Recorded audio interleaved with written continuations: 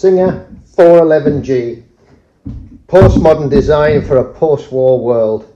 1950s machine. Very, very classic styling. We're going to go with a purple thread because I think this can carry it off a purple. So how are we going to thread it? Pop it onto the spill pin, into the thread guide, down through this thread guide, into the tensioner, click over the hook and into the take-up spring, and then we're back up through there. So then we've got take-up arm, through the take-up arm, down, thread guide up here, thread guide at the top of the needle bar, and another thread guide at the top of the needle bar, and then we are into the needle from front to back.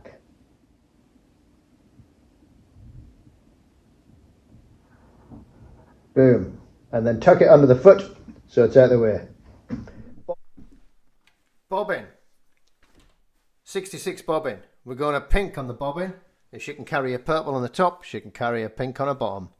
This is how we open it. Pull that forward. And you can see it's a rotary hook. There you go. There's your thread pulled around. So we pull. The bobbin wants to turn anti-clockwise when we pull the thread. Drop it in. Little notch here. That's what we put the thread under there. Pull it round into the spring and then pull it back onto the second notch. We can then push this over until the thread ends up coming through that gap. That's what the gap's for.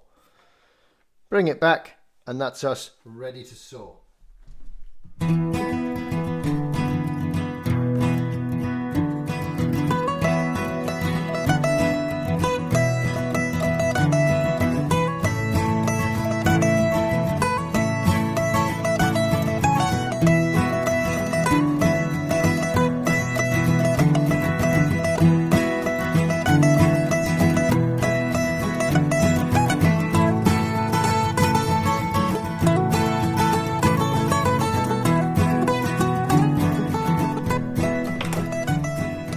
Always like to make a little bag for my customers as a little test piece, just with a piece of scrap fabric.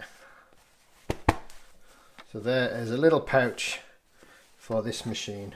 I want to fill a bobbin, easy enough. So bobbin sits on there. Take our thread through the bobbin tensioner.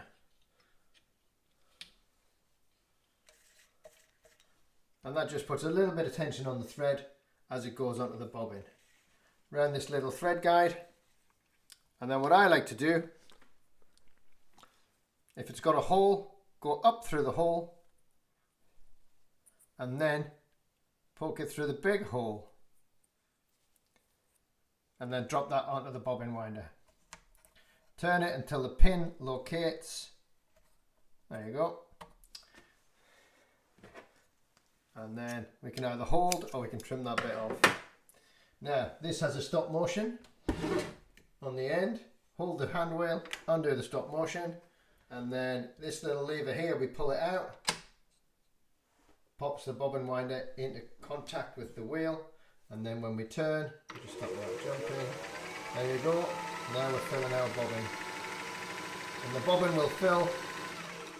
There's a little adjuster on the back here that will fill until it comes up against that, and then that will lift it off the bobbin, off the hand wheel, or we can just pop that back in when we're done. So that's how you wind a bobbin. Trim your tail off so it doesn't get jammed. Lift that off.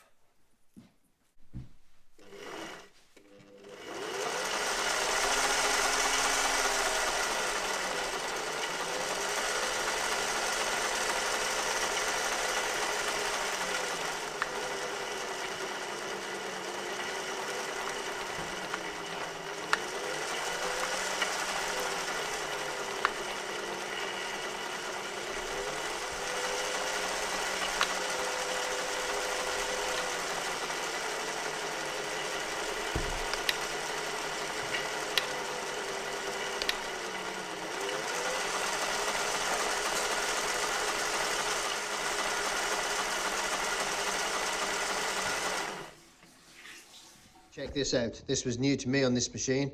So this is for our feed dogs, standard feed dogs. Drop the feed dogs, but then on this side, bring it right across to here. What does that do? Check that out. That's what that does. That's how you get your needle plate out.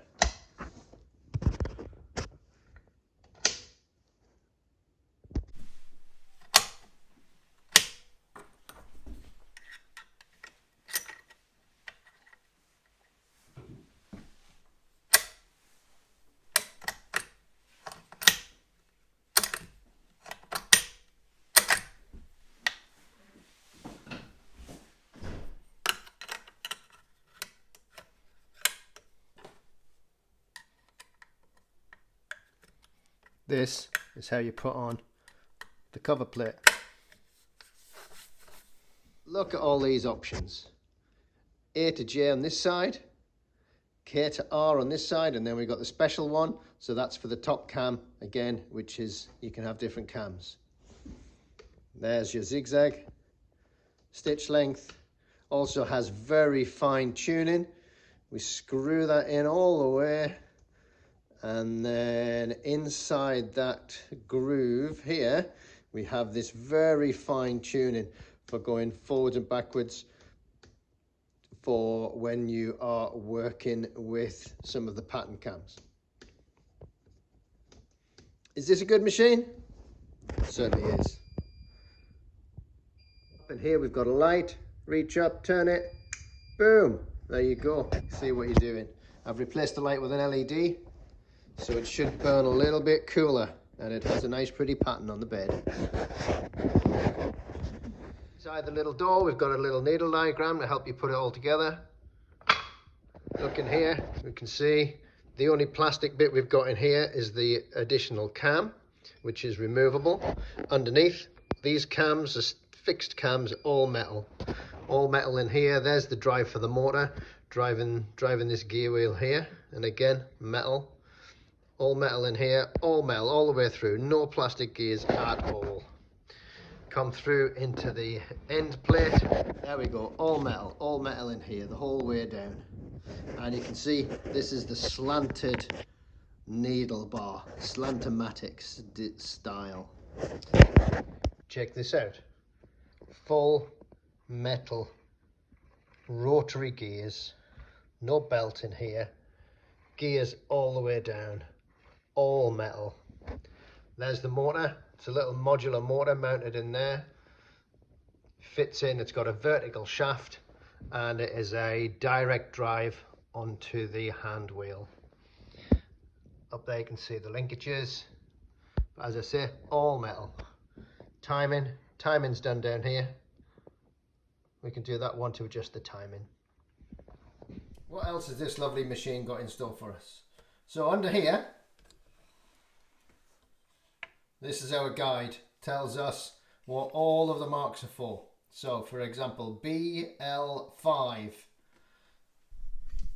Where do we find that? So we've got B on this side, we push that in, and then we can adjust this needle. So we find B. On this side, we pull the inside one out and we turn it to L, and then 5 on here. And that is a setup BL5, so that will give us this stitch, and then we adjust the stitch length to decide how close we want it. In here we've got the cam, so if you can get different cams, and you can drop a cam in there, and that is the special. So if we want to use the cam, we come to this one here, pull that one out, bring it up until it says special, and then we are running on the pattern cam. If you can't remember how easy it is to thread, open this little door, and inside there's a little reminder of how it threads.